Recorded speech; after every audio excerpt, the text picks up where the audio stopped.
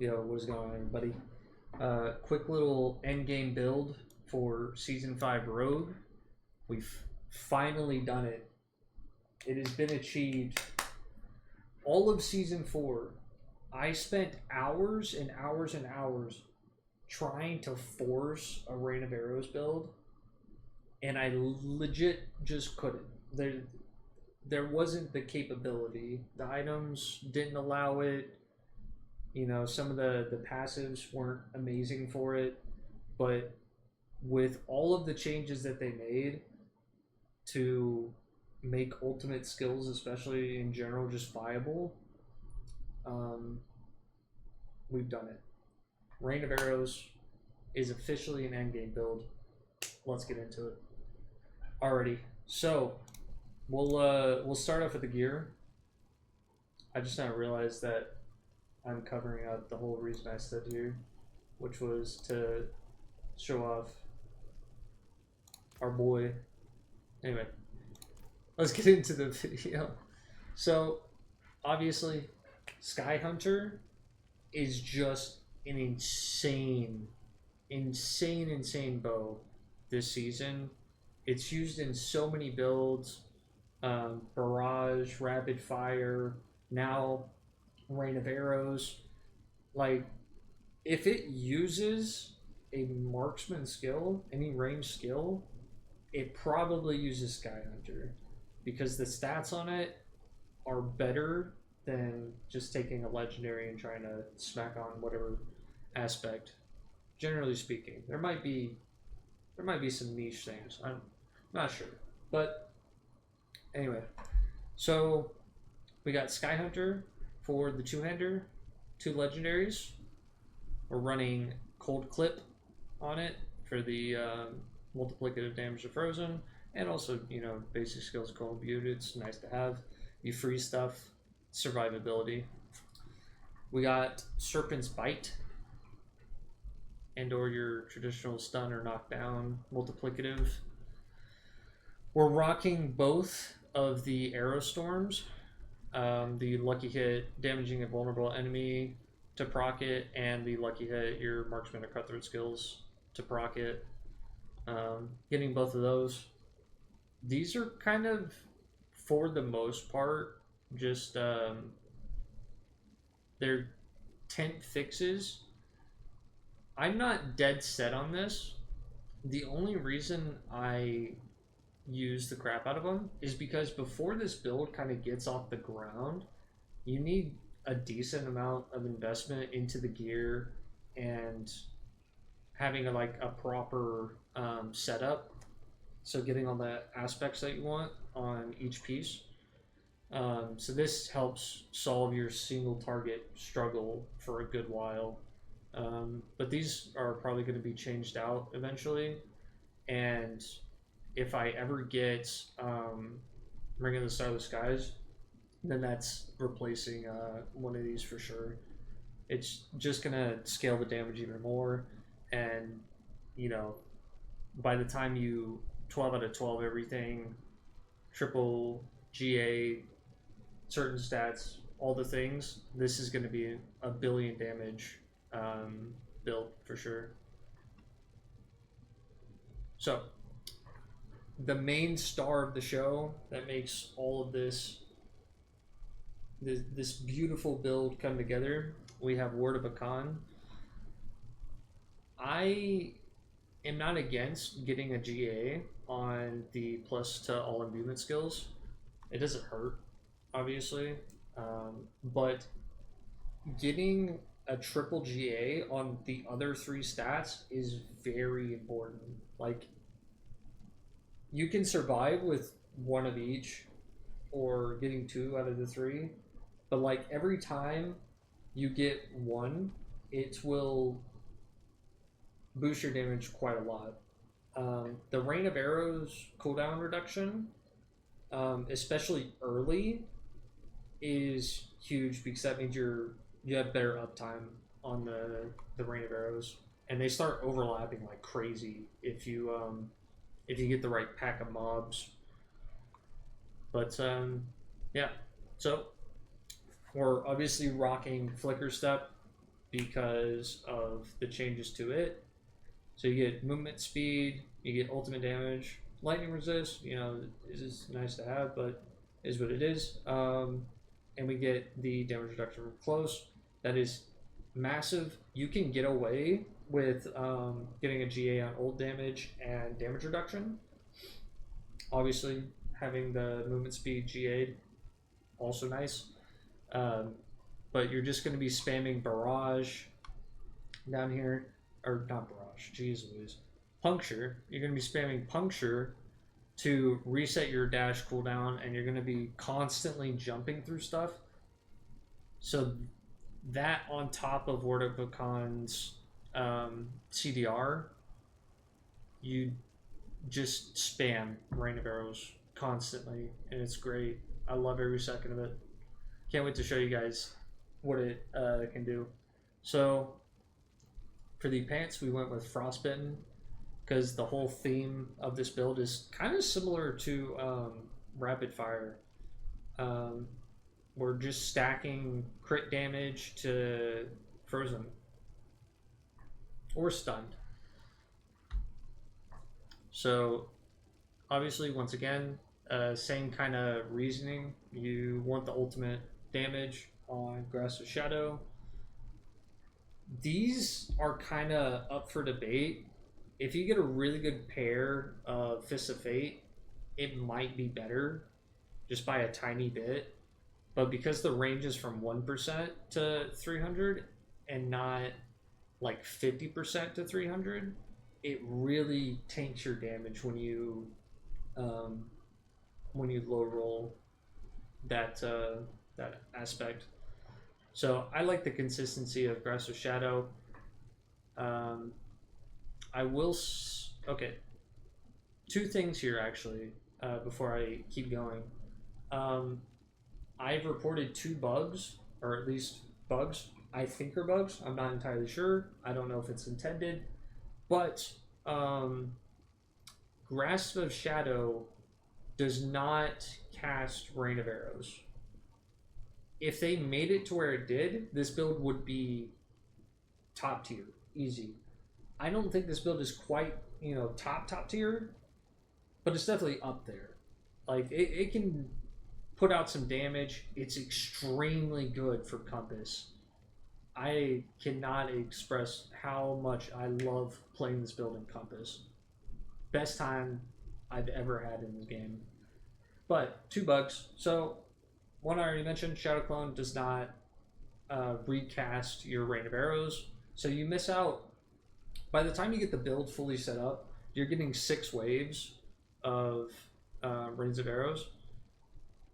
And you could get 12 if Shadow Clone casted it as well, which would make this the most ideal setup. And I feel like that was the intent, is for it to work with ultimate skills.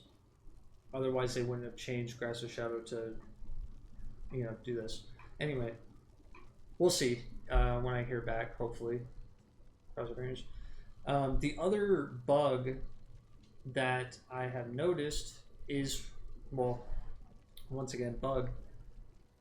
Assuming that the intent was there, you can, obviously, by what you see on my screen, I have a double crit, greater affix on my Word of a Con at 8 out of 12. So, realistically, at 10 out of 12, with a double crit on the Rain of Arrows CDR, you can get 100% CDR. But, for whatever reason, it is capped to 12.5 seconds. So you can only reduce it down to 12.5 seconds, which is why you still need Flicker Step. Obviously, the ultimate damage and the damage reduction from close is still very, very important. I would still probably choose this, even if this wasn't the case. But yeah, you still have to dash through 3 enemies approximately, because a half a second usually goes by them, and then you can recast. So yeah, continue on. We're running Umbris for the chest because obviously we need our Dark Shroud. That is our main defensive in pretty much every rogue build ever. You know, Shroud is just in everything. It's too good. It's our pretty much, well, not pretty much. It is our only defensive damage reduction wise, because the only other thing that we have is concealment, which doesn't exactly protect you from damage. It just keeps you from being directly targeted. Anyway, so new changes to Cal the Nameless makes it probably best in slot for the helmets. I don't have Shaco, Harley Quinn, or any mythics to fully test this, but you know, if you run like a good Fist of Fate where you get really high lucky hit and you're spamming barrage or fucking A, I keep calling it barrage puncture.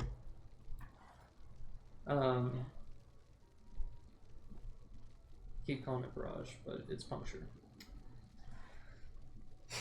Jeez Louise, can't speak. So, Cal the Nameless. 2 reasons. Obviously, the increased lucky hit chance against crowd controlled enemies is nice, but it doesn't do an absolute ton for us. There's not really a whole lot we care about lucky hit wise that we couldn't manage with like just puncture's normal lucky hit chance. But you know, it obviously helps for keeping Grasp of Shadow up pretty steady, keeping our lucky hit to stun, lucky hit to freeze up on our chest and pants.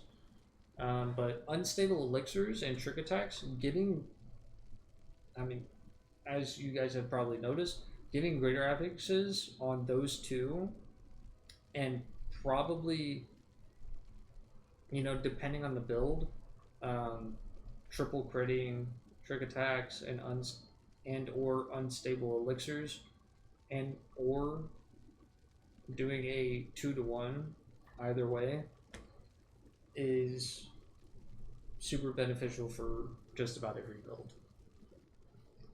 So I don't really like the aspect on this an absolute ton, but it is, you know, nice, and the stats make up for it. So items out of the way, let's get into the skill tree. Obviously, you guys can just look up the build on Maxroll. I set everything up there, obviously exactly identical. So you put 3 points into puncture, take an enhanced puncture and fundamental. You put 3 points into flurry, taking enhanced and improved.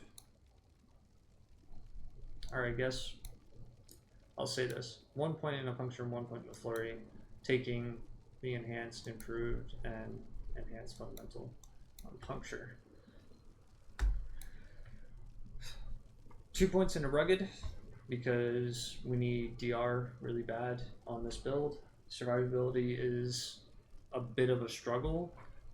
In fact, if it weren't for its poor survivability, wholeheartedly admit, if it wasn't for its poor survivability, this build would be literally perfect.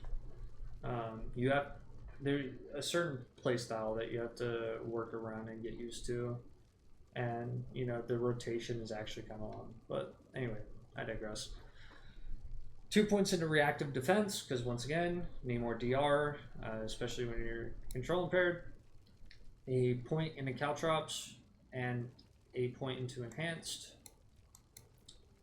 We do 3 points into unstable, just because it's flat out multiplicative. We do 3 points into trick attacks, because that is our primary damage scaler. The more points that you can get into this, the crazier that this build obviously gets. Trick attacks is an insane passive this season after they changed it. We do 1 point into smoke grenade, 1 into enhanced. We max out dark shroud because obviously DR, we love it. 1 point into an enhanced Dark Shroud for the movement speed. 2 points into Exploit, 3 into Malice. 1 point into Shadow, and then followed up with Enhanced and Mixed. 1 point into Cold Imbuement, followed up with Enhanced and Mixed. 3 points into Frigid Finesse.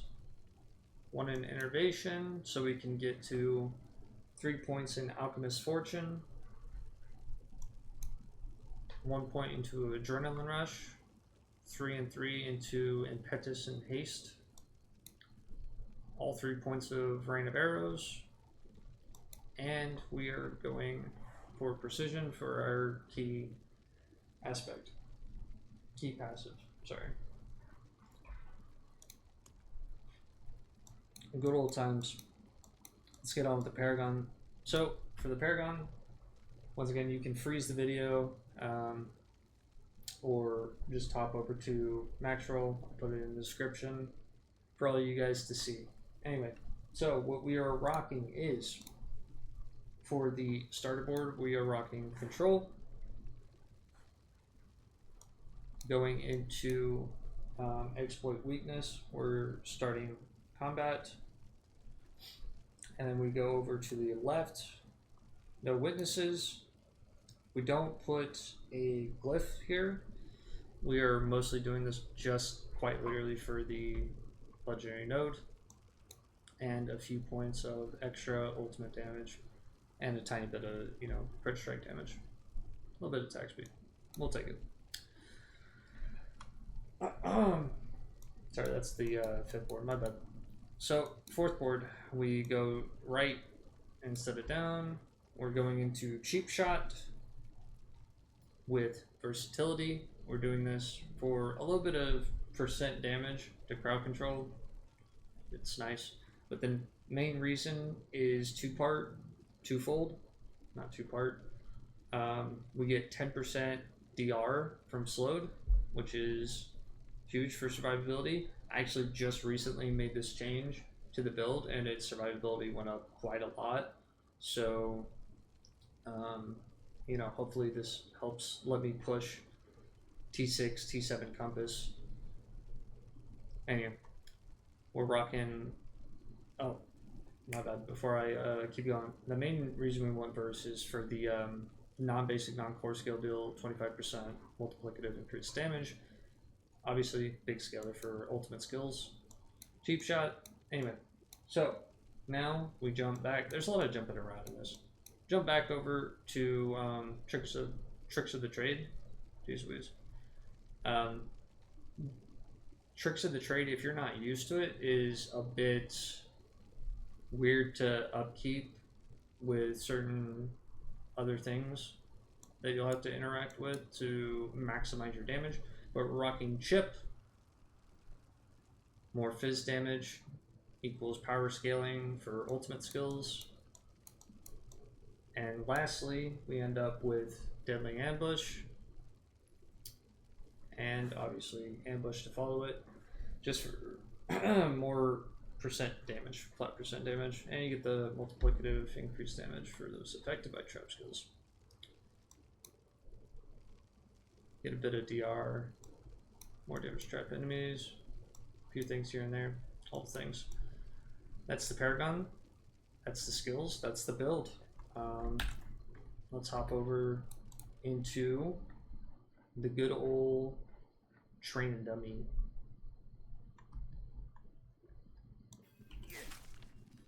So I do not have the most ideal setup. I've been experimenting with a ton of different gear pieces, and I've bricked a ludicrous amount of items. Hence why I'm at 4.6 million gold and not, you know, a billion or whatever. I have quite literally spent like 2 billion gold or something. Absolute ton of farming. I also, I'll mention this, if you guys didn't know about this, some people the first couple of days, in fact, literally earlier or late yesterday, sorry, I had the bug fixed, but I couldn't get rune shards. So the only way for me to farm pit mats was to do compass runs. But at the time, you know, the first day, the second day, and for the majority of the third day, I didn't have a build that was set up or capable of farming a decent tier. Like I was farming tier 4s, but it was like super slow, really, really bad. Anyway, let's get into the build, because even though this is not a max ideal setup, I am already doing, the highest number I've seen was 170 million damage. So as long as you upkeep everything, the damage on this can get really fucking crazy.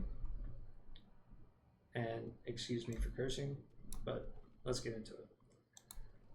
I'm just way too excited about this build. I wanted this all season 4, and we finally get in season 5, and I was so fast to jump the gun on this build concept. Anyway, so few things to keep in mind. You need to upkeep precision, so you need 4 stacks to be able to benefit the most amount from this, which means you're just going to smack this at the bottom, bonus crit strike damage, right? You'll see that. That's how you know you have your stacks, and you'll be free to use it. But here's the difficult part about upkeeping, is because Tricks of the Trade is interacting here, you have to flurry first, because you want to get, sorry, go down to it real quick. You want to get that 25% multiplicative for your marksman skills. So, and what, this only lasts 10 seconds, if I remember right? 8 seconds, my bad. I think it's, yeah, it's no witnesses that last 10 seconds. So, you will use your cold imbuement on flurry, hence why the optimal build, you have more casts of flurry.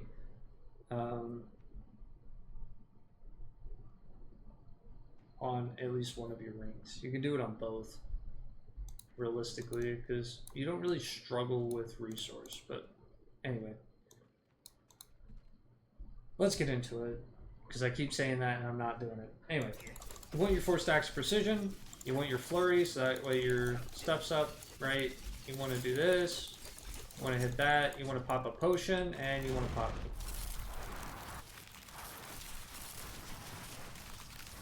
And you'll notice how much this goes down.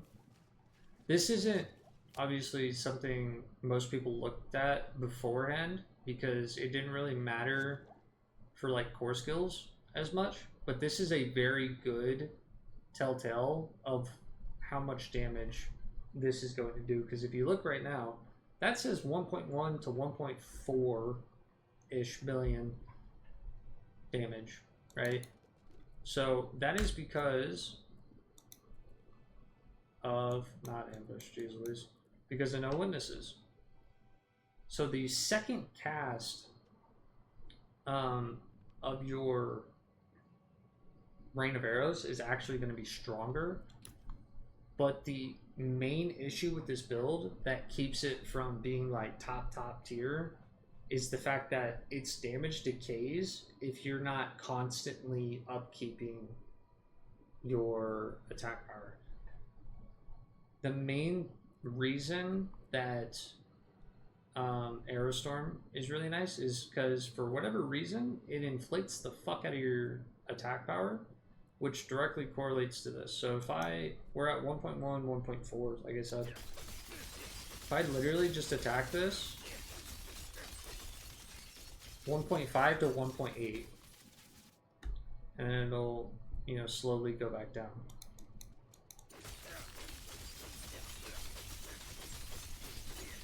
So, like I said before, you want to upkeep your stacks. Don't forget as well that you will obviously do more multiplicative damage when you have a staggered boss. In particular is the best time because it's just flat 25. You don't have to worry about stacking it. And you will also need to stack up exploit weakness for the most amount of damage that you can possibly get. So let's stack, let's stack. Let's go ahead and pop this.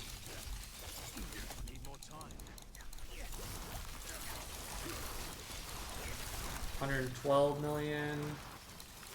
I did a lot of damage testing, and there was different times when, you know, I did more here, less here, whatever. 55. And I have noticed as well, if you do not have cold imbuement to imbue the Rain of Arrows, even though Word of Akan says they're imbued with all imbuements, da da da da. If you don't cold imbue Rain of Arrows for whatever reason, it does like half the damage. So, boom, boom, boom, boom. We're just gonna upkeep 140, 146, 131. Yeah, your damage slowly starts to fall off. This is just on a training dummy. Let's do on a staggered boss if we can real quick.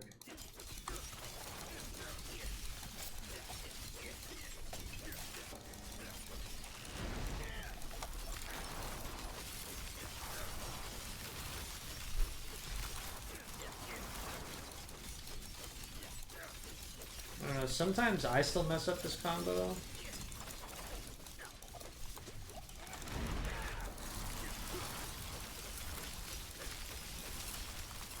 It's really hard to see what those damage numbers are, but mostly it sits around like 75 million.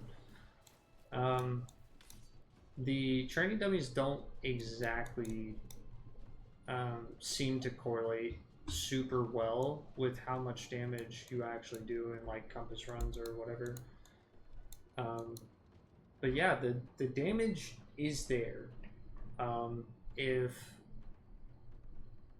those two bugs, if they are bugs, get looked at and fixed. If they are, if not, you know, it is what it is. The build is still, you know, pretty alright. The single target is iffy, but it'll get the job done as long as you play it right. Just to show you as well, how you want to play this is, you know, you do like a golden view, you do a rain of arrows. You just want to kind of jump back and forth like this. Every single time in between, you're just throwing your punctures. And when you get really good, you'll lead with E, or lead with smoke grenade, sorry. Cast this. Because we're rocking preparation, which I haven't mentioned until now, because I forgot. Because we're rocking preparation, ultimate skills reset other cooldowns and grant 15% damage reduction for 10 seconds as another survivability thing, but it's also really nice because you can, like I said, lead with smoke grenade, pop this, or even lead with caltrops and smoke grenade against bosses, and you have it again. And it's another, you know, stagger. Consistent stagger. Anyway, so, bop, beep, bop. And you can start really